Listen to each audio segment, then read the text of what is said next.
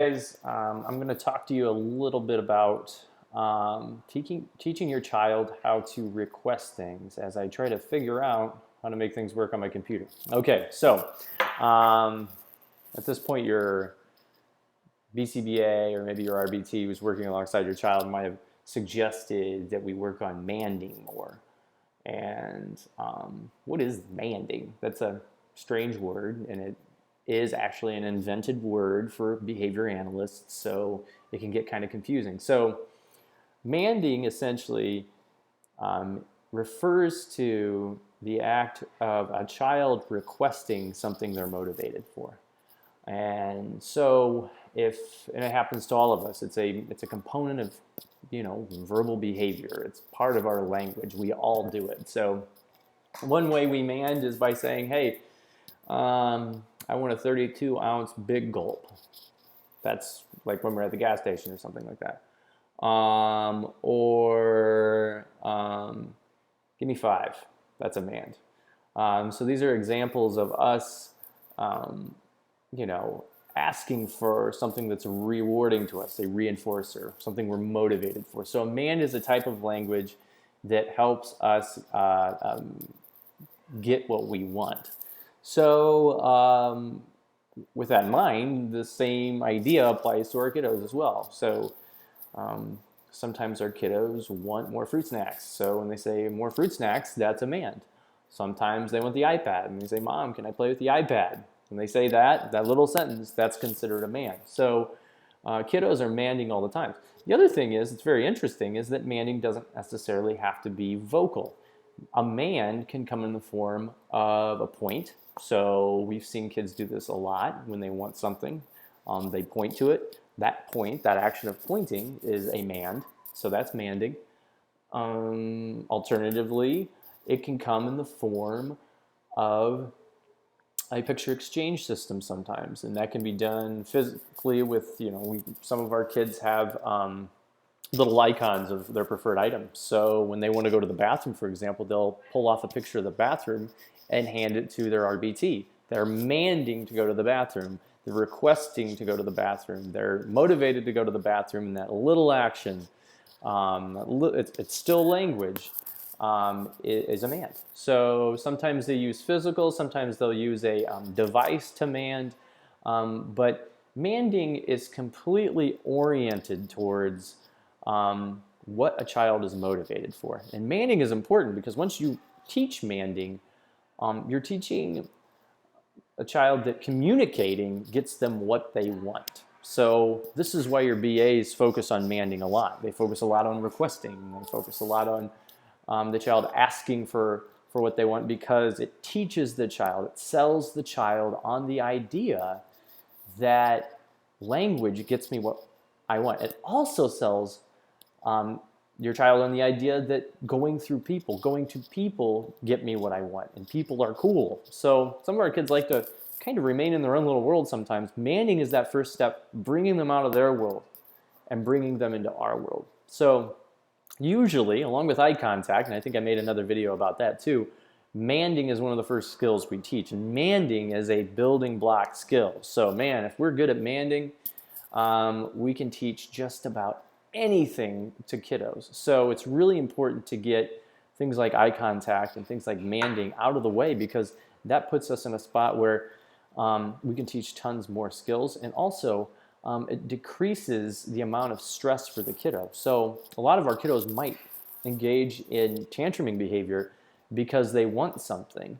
And if we can teach them the proper avenues to get it, whether it's pulling off a little icon and handing it to their technician, or maybe it's pointing, or maybe it's, hey, I want to play with the iPad, teaching them that language means they don't have to tantrum anymore. And that means their stress levels come down, and life just gets better in general for everybody around. So manding is usually one of the first things we target. So on that note, how can you target it at home? And I'm here to help you with that. So similar to eye contact, if you're going to run a trial with eye contact, and you can look at that video as well, manding relies on you being fluent in knowing what your child's motivators are. So that means sometimes just sitting at home and watching your child and paying close attention, really close attention to what they're motivated for. So you're looking at them and, oh, they're moving from the Hot Wheels cars to the dolls to the iPad. They might be bouncing around. They might be dancing. Some of our kids like to hand flap and make vocal stereotypy and things like that. That can be considered something they're motivated for. But paying close attention to things they like to do. So just watching them, giving free access to the toy room and watching which toys they play with. Paying attention to some of the things they might already even know how to ask for. So maybe they are crazy about fruit snacks. Maybe they're crazy about watching Moana. But paying close attention to the things they're crazy about, listing the top 5, knowing them and knowing their motivators inside and out. Because once we know their motivators, we know what to have them manned for, and we know our first steps in teaching them language. So first things first, know your kiddo's motivators. The second thing you're going to do when you're running a Manding trial is you're going to block access to those motivators just for a split second, and not to an extremity, not to the point where you're promoting a tantrum necessarily, but blocking him and asking the child to do something or communicate with you in some way to get that thing. So let's pretend your kiddo is at home and just crazy about some video that you're letting them watch on the iPad. And in doing so, what you'll likely do, you notice that they're motivated for the iPad. You'll likely block that motivator. You're going to block that thing they're crazy about, and you're going to hit pause, and you might move the iPad like this. And then you'll ask them, this is the third step, what do you want? And you're going to ask them essentially to communicate with you to get the thing they need. So depends where your kiddo's at. Your kiddo might be in a spot where, okay, they can say, I want iPad. Some of them might just say iPad. Others might need to point, and others might have some kind of picture exchange system, whether it's electronic or physical, where they have to peel off an icon and give it to you of the iPad.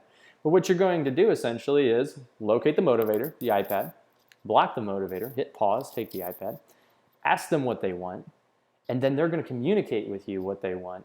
And then you're going to really fast, with lots of social praise and lots of excitement, give it right back to them and say, good job, yes, you can have the iPad. So that is a trial, a Manding trial. And so if your BA is coming to you and saying, hey, we need to get more mands in, we need to really get this kiddo strong in the man department, this is what they're talking about. That means they need more trials like this. So let's go through that again. First of all, figure out what your kiddo is motivated for. So watching them is the best way to go about it. Over some time, figure out what their favorite edibles are, what their favorite activities are, things like that. Blocking that thing they're motivated by, that they're crazy about.